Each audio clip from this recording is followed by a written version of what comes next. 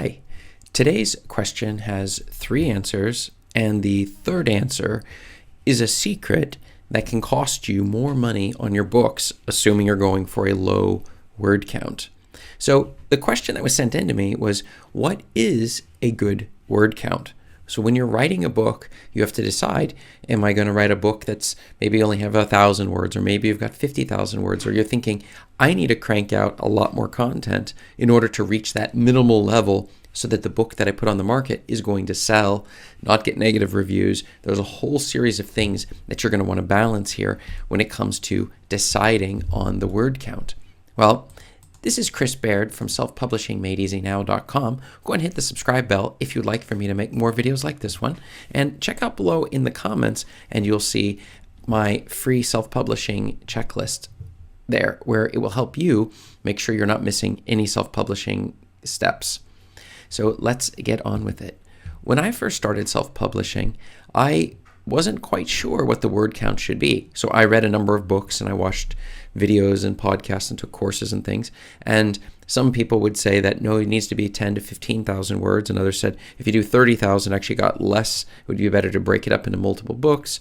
There was a period where everybody was coming out with really short books, 1,000 words or 3,000 words, somewhere in that range, when Amazon was actually paying you per download of those books. So people were making a ton of money off of very short books.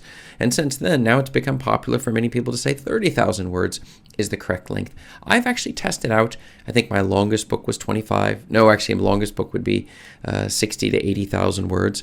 And my shortest would be only maybe a single page. So it would be 1,000 words as my shortest book.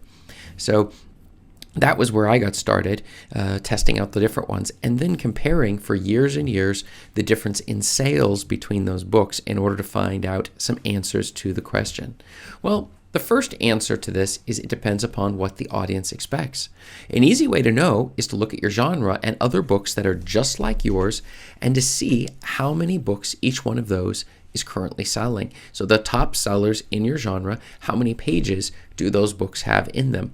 Often your audience is going to expect you to have at least as many as they have in those books. And if you have a lot lower or a lot more, they can be frustrated one way or the other, never making it through or feeling disappointed that the book was so short. I was surprised on the books of the 70 plus books that I've put, 170 books that I've put onto the market, that the 3,000 word range books actually do incredibly well, especially if you take the 3,000 word books and then group them together into bundles. So they tend to be actually making me more money than the really long books at 25 to 70,000 words apiece. So the very short books.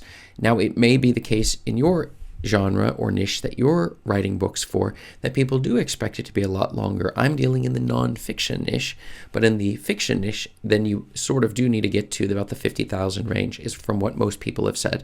But in nonfiction, you can have short. People have a problem and they want you to solve that problem. Now, the secret is number 3.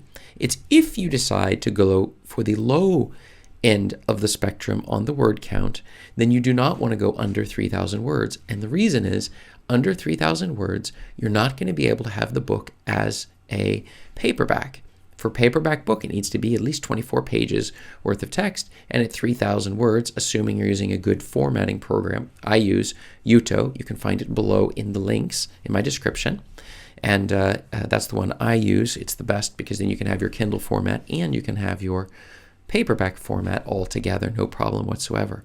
So if I would not go under 3,000 words, so making sure you have 3,000 and then you're going to have a disclaimer in your copyright page and such, and your front content, and that gets you to your 24 pages, usually about 28 to 30 pages. And I don't end up seeing a lot of 1-star reviews against these books, surprisingly, because people find the books helpful. The content gets in and it tells them something. They're looking for some sort of a training for their puppies, or maybe it's some vertical plant gardening, or maybe you're dealing with another fad or something, a diet or something like that, that can be summarized very quickly, and that many of the readers get in there, they read these short books, they really enjoy it. You also can take these short ones and turn them into audiobooks, so there's no problem at all, and then you're paying less money for the production of those audiobooks. And that also comes down to the amount of money you make on Audible. If you compare coming out with 3,000 word books as opposed to a 6,000 word book, you will see you'll make more money off those 3,000 word books, at least from my experience. Different people have different experiences on this.